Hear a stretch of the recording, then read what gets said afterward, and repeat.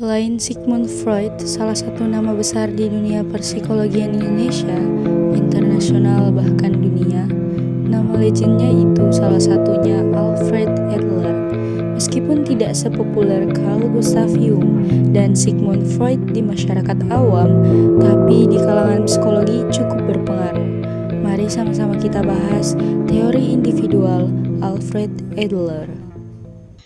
Alfred Adler lahir tahun 1870, meninggalnya di tahun 1937. Awalnya Alfred Adler ini seorang dokter mata yang akhirnya beralih menjadi dokter umum. Ketika karir beliau sebagai dokter umum, banyak pemikiran psikologis muncul. Beliau mendirikan Venus Eco Analytic Society bersama Sigmund Freud. Terpilih menjadi presiden dari perkumpulan tersebut, sehingga Alfred Adler ini hubungannya bagus sama Sigmund Freud. Sigmund Freud sangat mengandalkan yang namanya insting.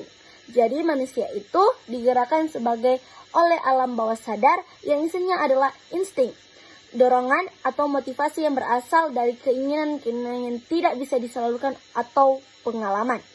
From etik yang tidak bisa diungkapkan, dipendam ke bawah sadar dan mengendalikan sebagiannya besar manusia. Dengan kata lain, manusia itu lebih tentukan masa lampaunya sangat ditentukan oleh dorongannya.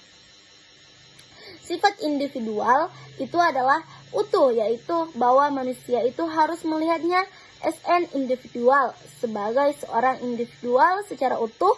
Menurut Edward, kita harus manusia secara utuh. Manusia juga selain punya pengalaman masa lalu yang ada di bawah sadar, dorongan itu manusia juga punya will to power. Manusia juga punya lingkungan sosial, manusia juga punya keinginan untuk maju. Akhirnya harus dipertimbangkan kayak psikologi individual. Adler itu pertama-tama membahas tentang inferiority complex. Manusia itu lahir dalam perasaan inferior, rasa lemah dan kurang berdaya. Manusia lahir dalam perasaan inferior, perasaan lemah dan kurang berdaya. Kita lahir dalam berbagai keterbatasan. Dan Adler malah bercerita, inferioritas itu juga bisa saja muncul di usia-usia yang lebih dewasa. Sampai saat ini tentu kita juga punya rasa insecure sendiri. Ya, kompensasi. Karena kita merasa lemah, kita mencari sesuatu untuk menutupinya, sehingga kita bisa menjadi kuat atau superior atau berdaya. Ya, kita berusaha menutupi, mengurangi, menghilangkan perasaan lemah itu. Nah, caranya berbagai macam. Ada orang yang menghilangkan perasaan inferiornya dengan bekerja keras, sehingga dia bisa mencapai sesuatu dan merasa superior. Ada orang yang mungkin merasa dia kurang diterima, lalu dia berusaha untuk menyenangkan semua orang sehingga dia merasa lebih superior. Ya, berbagai macam cara. Ya, intinya kita berjuang untuk menjadi superior. Kenapa Anda belajar dengan giat? Karena Anda ingin superior. Superior dalam konteks ini tentu ingin memiliki power. Anda lahir dalam kondisi yang kecil, pengetahuan yang terbatas, kecerdasan yang terbatas, lalu ingin menjadi pintar, cerdas, berilmu pengetahuan. Ya, itu kompensasi kita. Ada mungkin orang masa kecilnya, ia mungkin lahir dalam keadaan sangat miskin, susah, sengsara, dan ia akhirnya ingin menjadi superior dengan bekerja keras. Jadi, apa yang kita lakukan ini sebenarnya untuk menjadi berdaya atau mempunyai power. Dengan ini kita lebih tahu bahwa teori dari Adler ini lebih optimis dibanding Freud. Apa itu minat sosial? Jadi intinya gini, kalau kita mau berusaha harus disertai dengan perasaan bahwa kita ini bagian dari komunitas sosial. Jika sebaliknya upaya kita untuk mencapai superior itu akan tidak bagus atau kurang bagus. Contohnya penjahat, perampok, pencuri, dan lain-lain. Mereka kan ingin menjadi superior dan berdaya, tapi caranya tidak sesuai dengan norma sosial karena tidak peduli sama lingkungan sosialnya. Nah, kemudian Adler ini mengajarkan ada 4 tipe manusia. Yang pertama itu tipe pengatur, Ya, orang yang mendominasi orang lain. Bukan berarti penjahat, pembuli, tapi tipe ini pengatur orang yang memiliki energi besar untuk mencapai tujuannya, tetapi tidak disertai minat sosial. Nah, jadi tipe ini dia itu mempunyai energi besar namun kurang dalam minat sosial. Tipe kedua yaitu tipe yang lini atau menyender pada orang lain, memiliki perasaan sensitif dan mengandalkan orang lain.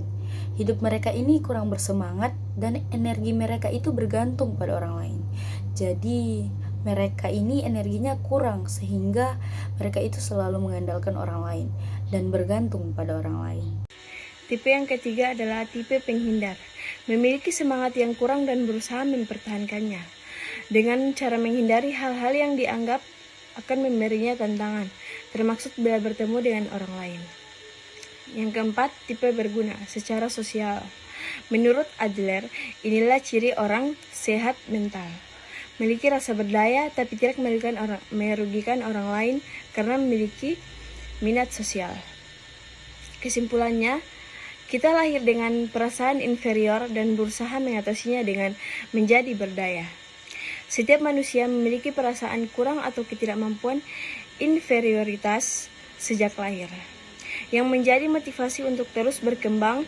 Perasaan ini bukanlah hal negatif, melainkan dorongan untuk mencari solusi dan memperbaiki diri agar menjadi individu yang lebih baik. Upaya menjadi superior harus disertai dengan minat sosial. Meskipun seorang ingin menjadi lebih unggul atau berdaya, usaha tersebut tidak boleh bersifat egois.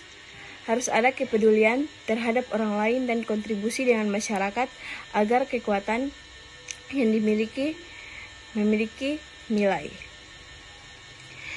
Tanpa minat sosial, upaya menjadi berdaya bertentangan dengan nilai sosial. Jika usaha untuk unggul dilakukan tanpa memperhatikan orang lain atau kepentingan bersama, hal ini bisa merugikan orang lain atau menjadi tindakan yang asosial yang bertentangan dengan norma masyarakat. Tipe manusia terbaik adalah yang berguna secara sosial. Manusia yang ideal adalah mereka yang tidak hanya berfokus pada pengembangan dirinya sendiri, tetapi juga memberikan manfaat bagi lingkungan sosialnya.